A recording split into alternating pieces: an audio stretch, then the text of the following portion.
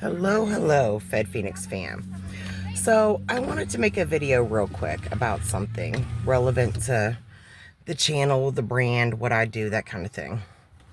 And I was talking to a friend earlier today, and I was mentioning, we talk to our friends about things that, obviously a good friend, things that we don't typically touch on in casual conversation. But I'm going to share this with you guys because I think that I just want to kind of get off my chest, and two, why not, right? But so anyway, um, when I first started doing YouTube, right, there were a few people that had kind of paved the way in the prison YouTube channel genre niche, whatever. And I was in contact with some of these people, and told them, hey, I'm thinking about doing this myself, and little advice, insights, whatever. And, a piece of advice that was frequently reiterated to me by multiple people was, make sure you always attach your Cash App, your PayPal, your Venmo, your, Chime, like whatever you have for people to contribute monetarily, right? To your channel, to what you're doing. And, it's not a bad idea to have a teleprompter, a thing, whatever, I don't know what it's called, but a thing, once you start editing videos, make sure at the bottom there's a thing, that kind of gives, like, maybe says the title of the video, whatever, but also incorporates a couple of your payment method informations as well, and mention in all your videos your payment methods. And I was like, I don't want, for me, this isn't about, like, a get rich scheme or some kind of, I don't perceive this as some kind of like a, whatever career thing for me. I don't know.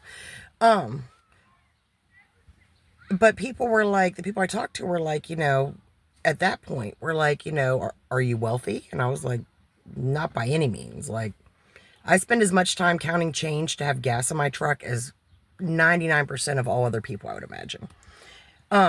It is what it is. I'm a single parent. I live in one of the poorest states in the country. I don't have a high level of traditional education, yada, yada, yada. Like, I'm certainly in no position to, if someone benefits from what I do and they want to reciprocate, look at me, I can't talk, benefit, for me to turn that down and be like, oh, no, thanks. Never mind, And I do tell some of my people that I talk to on the phone or message or email with a lot, my clients, that I don't care if you can financially compensate me, right? That's not the primary, that's not what this is about for me, for the most part. This is about me wanting you, whether you're the loved one or the defendant, to really be able to go through this process informed, knowing what to expect, knowing what you can do to help yourself, knowing what to require of your PO, of your lawyer, or whoever. Because I know a lot of people kind of find themselves in this, or find a loved one finds himself in this. And even if you're the loved one of the, the person being convicted, it's a very disorienting, overwhelming situation to be in, when you find yourself or someone you love caught in the web of the federal injustice system, right? And particularly because that almost always means going to prison. But today, and I say all that to say, and I do mention, right? I mean, normally, I usually remember to mention in my videos, hey, my Cash App, PayPal information's in the description. And it is, you know what I mean? Because I have like a copy-paste description. Just to make that easier so I don't have to type out, a huge thing with every single video I post. But today I was talking to a friend of mine. And I said, it's a little bit disheartening to me, right? And it's not like people owe me something kind of thing, because it's not. But it's a little bit disheartening to me when I have these clients, right? A lot of times it's, the defendants are really probably almost more often than not the loved ones of the defendants. And they'll talk about their elaborate vacations, because we get comfortable with one another, right? And more often than not, we mostly just talk about their lives. And a lot of times people don't really care to know or ask or talk about mine, which, I mean, if we are developing like a friendly social relationship from this, you know what I mean? I don't see why I wouldn't matter. I mean, Is that not how that works? But I say that to say, that's neither here nor there. You know what I mean? But, and I certainly would not help someone due to an inability to financially compensate me. Absolutely not. But, and with my brand alone, with FedPhoenix, I spend a incredible amount of time with emails, messages, phone calls with defendants and the loved ones of defendants. I'm trying to get this book together. Guess whose budget right now is zero for, editors and formatting and cover art? And me.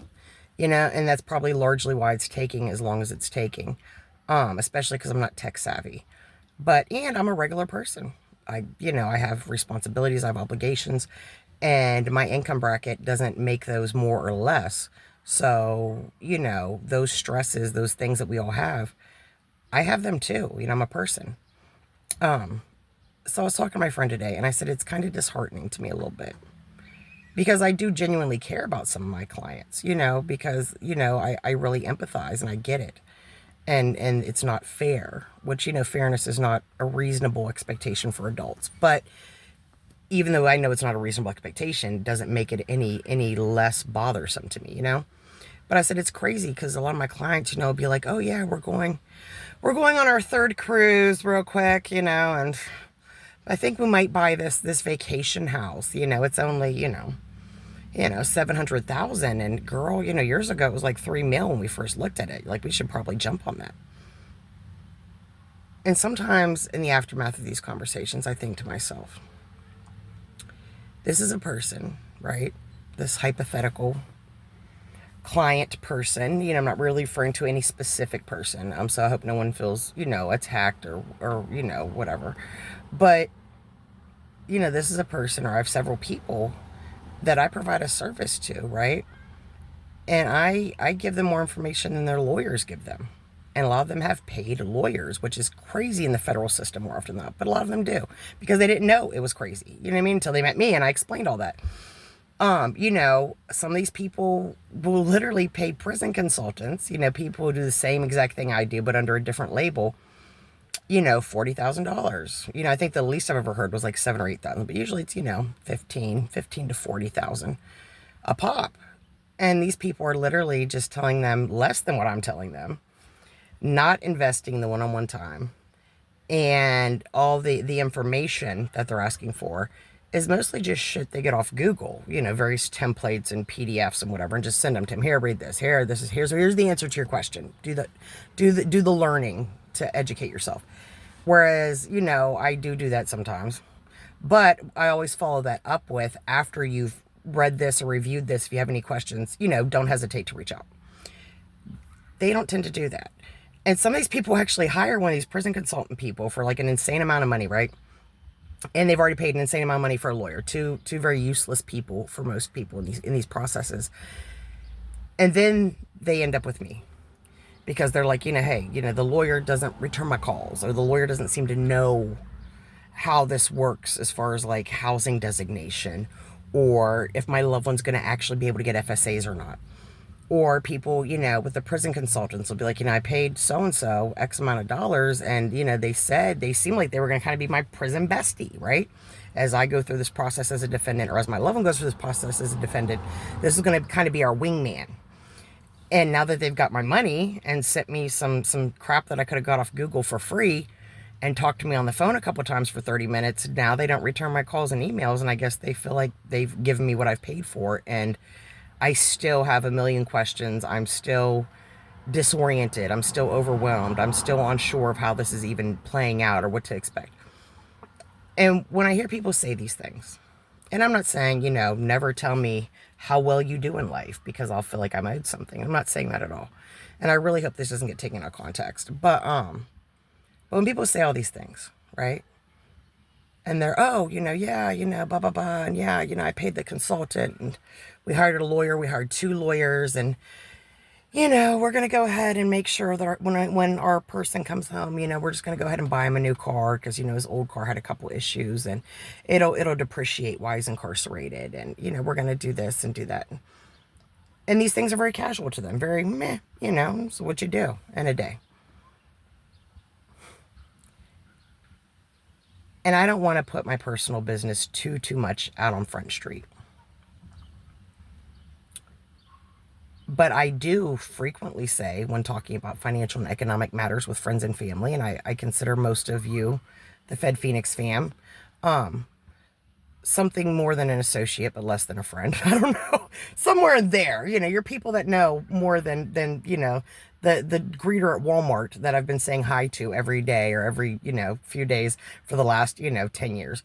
But, I do mention, my rent is more than half of my monthly income alone.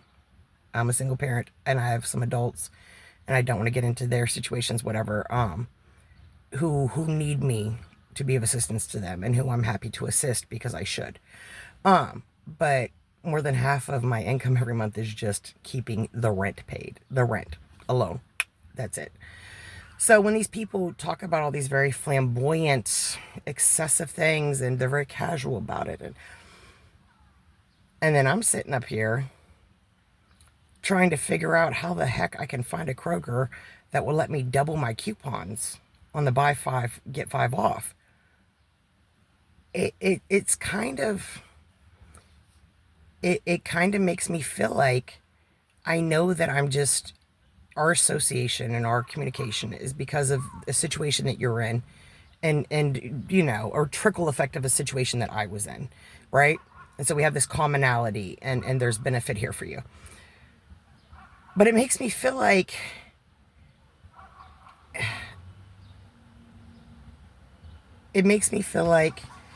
no one gives a shit. I mean, quite frankly, if you're the loved one of a defendant, or you're a defendant, and, we talk frequently about your legal situation, and in the process of all that, we've gotten to the point over weeks or months where we also frequently talk about what's going on with your spouse, or what's going on with your kids, your grandkids, what's going on in your community that concerns you. Or, there are people I've talked to that their childhood has come up, because there's become such a familiarity. But you don't have the same interest in me, my community, my family. And, as much as I don't really like to make it an issue, and that's one of my friends said. My friend was like, listen, you're uncomfortable asking people for financial assistance because you're a strong, independent, whatever, and you don't want people to feel like your motives are not what they should be. And that's all true. But my friend also said you need to pull your head out of your butt and assert yourself more in this area. And it might not even be a bad idea to make a video about this topic, because, it's kind of become, feeling big. It's feeling like a real issue. You know what I mean? And I can count on one hand. And this includes before I went to prison, the original FedPhoenix channel, which I haven't had, power over since I was incarcerated. But I can count on one hand how many people have ever off the YouTube channel. Actually, I wouldn't even need one hand. I need about 2 or 3 people total. Just, shot me a little tip, donation, whatever you want to call it. And I could count on more than one hand, less than 2, how many people from just one-on-one, me being assistance to them, have even been like, I get off the phone with them or whatever, and then $20 pops up in my Cash App, which I'm, by the way, incredibly grateful for anything, because no one really owes me nothing. No one owes me nothing because, unlike lawyers and prison consultants and stuff, the way that I do things and I conduct myself is not give me X amount of dollars and I will do A, B, and C. It's let me help you because you need my help. And if you find my help helpful, and if you appreciate my help, I would appreciate, a donation to the channel, a tip via Cash App or PayPal for my services, whatever. And I usually just kind of mention that once to people, and I never bring it up again because it makes me uncomfortable, But realistically, right, I'm trying to grow a brand here. I'm trying to create FedPhoenix as, the author name on my book, my pen name, my pseudonym, it's my YouTube channel, it's my merch line that's always in the description as well. And I want to create and raise brand awareness, and I want FedPhoenix to be the brand, the label, the thing where federal defendants and their loved ones have advocacy, where, people are empowered through being informed as defendants or as the loved ones of defendants, where people that are in this very overwhelming, disorienting situation have a rope to grab onto to steady themselves, because that matters to me. And I really wish when I was on the front end of this, when I was the defendant, when I was the pre-inmate, when I was the inmate, I wish to God I would have had a me in my life, seriously. And so I want to be that for as many people as I can be. And the reality is that is incredibly time consuming, incredibly. And, there are only so many hours in a day, right? And we all have obligations, we all have routines, we all have this and that. And and with me spending such an incredible amount of time into this, my friend said, honey, I see how many hours a day, almost days you spend, talking to people and she's like, and you're literally walking away. You're investing all of that, and for the right reasons, which is great. But realistically, it's crazy that this is not even, in a financial year, even if you wanted to claim it as a taxable income source, you wouldn't even be required to, because, you don't make the $500 cap for something to be a taxable income source throughout an entire 12-month period and dozens of people. And that's insane. And I really kind of thought about it. My friend was like, and I was like, well, I don't want people to feel like I'm being cold or entitled or giving them an ultimatum, because I'm going to help regardless. And my friend was like, it's not. This is very reasonable solicitation. Very reasonable. She said, if a person knows they need a house cleaner and, they shop around or whatever, and ultimately they end up with you and you come and you clean their house, and even though you didn't discuss money ahead of time, and if you say, just go ahead and send whatever you're comfortable with or can to my PayPal or Cash App, and you leave that information, you walk away, and they send you nothing, you would be entitled to be pissed off, because you are literally exploiting yourself at that point if you just keep putting yourself. And my friend said that's pretty much what it is. People need a service, you offer a service, you do it, very passionately and very well, and then on the back end you get the gratification of, oh, I provided the service I wanted to provide, yay. But you're still shopping the clearance section or the clearance rack in the produce aisle, to have vegetables in your house. That's nuts, particularly when the average client is in a higher economic bracket than I will ever be. So anyway, I just wanted to get that off my chest, and I was so nervous about doing it because I'm really just concerned people are going to take it the wrong way, or people are going to feel personally attacked, and it's not that. I promise you it's not. But, if you find yourself taking this the wrong way or feeling that it's abrasive or tacky or whatever, try to put yourself in my position. I mean, really do that. And I think you'll see that this is a conversation that was long overdue. So, and with that, I'm still not going to charge people on the front end. I'm still not going to deny people support because they cannot or choose not to give me any type of financial, compensation for that support. But my friend said, you need to just assert yourself and get this out on the table. And whatever people do with it, they do with it. It certainly can't hurt anything. So that's what I'm doing. Very nervously, very hesitantly, very uncomfortably. Because in the event that good comes out of this, then I'm going to be glad I did it. And if it doesn't, then, what's done is done, right? Certainly, I don't feel like much bad can come of it. So, with that, FedPhoenix fam, I'm sorry this was so long. Again, it was just a very uncomfortable, awkward thing for me to even get into. I think I'm going to call this video, reasonable solicitation. Yeah, my Cash App and PayPal will be in the description, as will a link to the merch line. As y'all know, I'm working on my first book. My email will be in the description as well. So if you're not someone that's already in contact with me and, you feel that I can be of benefit, or support to you in your situation, whether you're the defendant or you're the loved one of a defendant, whether you're a random person in society who wants to better understand the federal, prison system or the federal injustice system, I'm here. I'm available. I make time for my people. So with that, good day. God bless.